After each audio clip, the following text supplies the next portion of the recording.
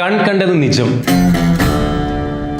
കാണാത്തത് പോയി, നീ കണ്ടതെല്ലാം പോയി, ഇനി കാണാപ്പോകത് നിജം.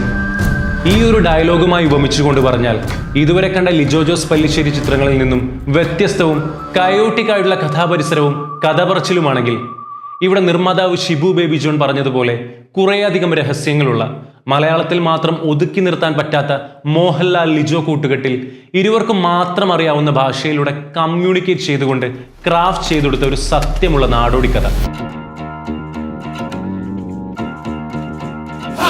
അതായിരിക്കും മലൈക്കോട്ട വാലിബൻ.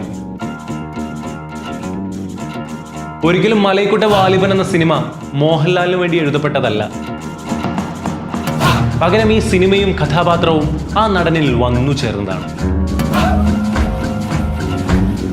ലിജോ എന്ന ഡയറക്ടർ പറഞ്ഞ കഥകളിൽ നിന്നും മോഹൻലാൽ എന്ന നടനും സൂപ്പർ സ്റ്റാറിനും പ്രേക്ഷകർക്ക് സമ്മാനിക്കാൻ പറ്റിയ ഒരു സർപ്രൈസ് എലമെന്റ് അത് വാലിബനിലുണ്ട്. വ്യത്യസ്ത എലമെന്റ്സ് ഉള്ള പ്രത്യേകമായ ജോണറിൽ തളച്ചിടാൻ കഴിയാത്ത ഒരു അമർ ചിത്രകഥ പോലെ ആസ്വദിക്കാൻ കഴിയുന്ന ഒരു ചിത്രം.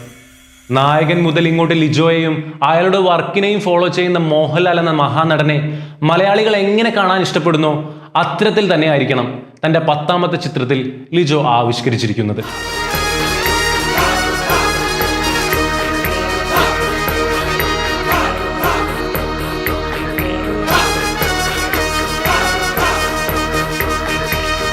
സത്യത്തിന്റെയും മിഥ്യയുടെയും ഇടയിൽ നിന്ന് കാലാന്തരങ്ങളോ ദേശാന്തരമോ ഇല്ലാതെ മലൈക്കോട്ട വാലിബന്റെ കഥയിലെ നിജസ്ഥിതി എന്താണെന്നറിയാൻ ഇനി മണിക്കൂറുകൾ മാത്രം.